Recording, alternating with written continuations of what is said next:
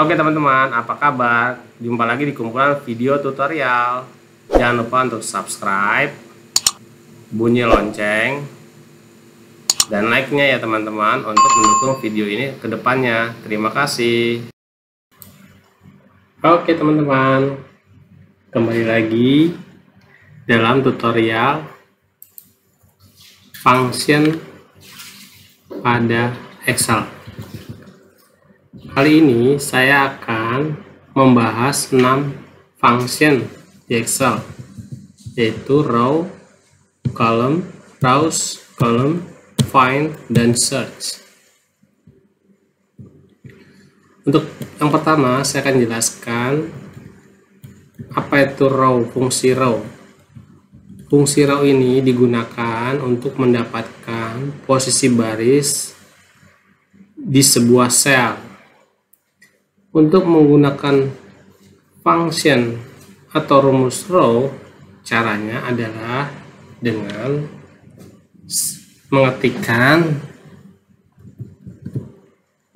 sama dengan row buka kurung teks tutup kurung. Teks yang dimaksud dalam penjelasan di atas ini adalah alamat sel yang akan kita dapatkan, posisi barisnya. Jika dikosongkan atau tidak diisi, maka akan menghasilkan posisi baris di mana rumus Excel itu dituliskan. Contoh kita gunakan di sini teman-teman ya. Sama dengan row buka kurung, teksnya mana nih? Ya, oke. Teksnya kita letakkan di sini teman-teman. Tutup kurung, enter. Kenapa? Yang keluar adalah 3. Angka 3 ini didapat dari sini teman-teman, bahwa teks nama berada pada baris ketiga.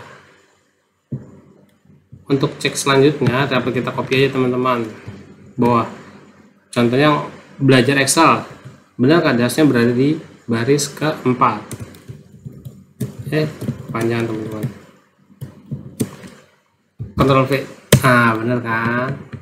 Bahwa ini menjelaskan bahwa teks ini berada di baris keempat. Oke, jelas teman-teman. Selanjutnya kita akan melangkah untuk function column. Function column, oke. Untuk penjelasannya, fungsi kolom ini adalah untuk mendapatkan posisi kolom di sebuah sel. Untuk menggunakan fungsi kolom ini, rumus fungsi kolom ini, caranya adalah sebagai berikut teman-teman. Sama dengan kolom buka kurung teks tutup kurung. Teks yang dimaksud adalah alamat sel yang ingin kita dapatkan, posisi kolomnya. Jika dikosongkan atau tidak diisi, maka menghasilkan posisi kolom di mana rumus Excel itu dituliskan. Maaf teman-teman. Sebagai contoh kita langsung uji coba aja nih ya untuk yang kolom. Sama dengan kolom buka kurung, teksnya di mana? Kita gerakin aja ke kiri teman-teman. Nah, teksnya kita contohnya mau ngecek yang di kolom B2. B3. Kita enter teman-teman, atau kita tutup kurung dulu baru kita enter. Kenapa kolomnya menghasilkan kedua? Karena teks yang kita untuk pengecekan tadi berada pada kolom kedua. Kolom pertama berisi nama, ini teman-teman nih. Kolom kedua nih, kolom ketiga kendaraan. Ini menyatakan kolom teman-teman. Tapi kalau baris ke bawah nih teman-teman. Oke, jelas? Oke, sekarang kita cek lagi yang selanjutnya. Seharusnya 2 semua isinya. Nah, benar kan? Oke, setelah kolom kita akan meningkat ke rows. Apa itu fungsi row? Fungsi row digunakan untuk mengetahui jumlah baris dengan sebuah array. Contoh, function row-nya sama dengan rows. Kita akan mengetahui untuk isi field nama ada berapa baris jumlahnya.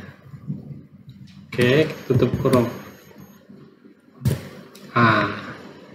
Bahwa field nama berisi 13 baris.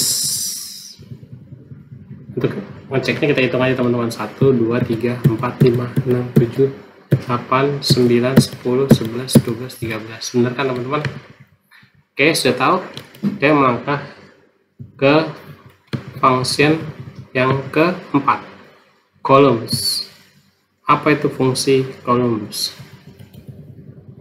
Fungsi columns digunakan untuk mengetahui jumlah kolom sebuah array kolom. Untuk gampangnya, biar lebih jelas, kita akan uji coba sama dengan kolom pakai S ya teman-teman ya. Buka kurung, kita gerakan yang mana mau dicek. Ini ya teman-teman. Tutup kurung. Seharusnya angka yang dihasilkan kolom itu adalah 3. Nah, benar kan teman-teman? Mari kita hitung. 1, 2, 3. Oke, kita melangkah function yang keempat, yaitu function find. Function find ini digunakan untuk menemukan teks pada sebuah sel Excel.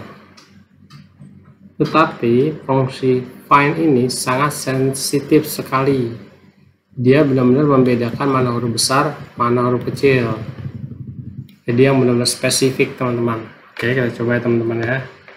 Sama dengan find, buka kurung,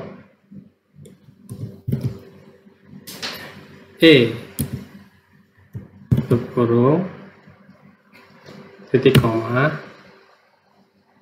Teksnya yang mana kita cek? Ini. Oke, titik koma pada baris yang ke berapa? Ini sesuai sintaknya find teks yang akan dicari. Di dalam teks mana akan dicari? Oke, udah ketemu. Lalu dimulai baris keberapa kan teks pencarian akan dilakukan? Baris yang pertama. Bentar. Nah, kenapa hasilnya value tidak ada? Karena karakter yang akan kita cari, yaitu huruf E, adalah huruf besar. Sedangkan di teks yang kita cari, huruf E tersebut tidak ada. Oke. Untuk lebih jelasnya kita coba copy yang ke bawah, di mana itu ada huruf E-nya. Nah, dia menghasilkan hasilnya itu 9. Dari mana angka 9 ini? Angka 9 ini didapat dari karakter ke-9, huruf E-nya. Oke, kita hitung ya teman-teman. 1, 2, 3, 5, 6, 7, 8, 9. Benar. Coba kita hitung lagi yang lainnya. Kita copy ya. Ada nggak yang lainnya? Pasti banyak yang nggak ada. Nah, berarti dalam sintaks, dalam function find ini, huruf E yang dicari tidak diketemukan. Maka kalau diketemukan dia akan menghasilkan angka seperti ini teman-teman. Jelas? Oke, sekarang kita melangkah untuk yang search. Fungsi search ini digunakan untuk menemukan teks pada sebuah sel Excel, tetapi dia tidak sensitif seperti find. Kalau find dia spesifik, besar huruf besar huruf kecilnya.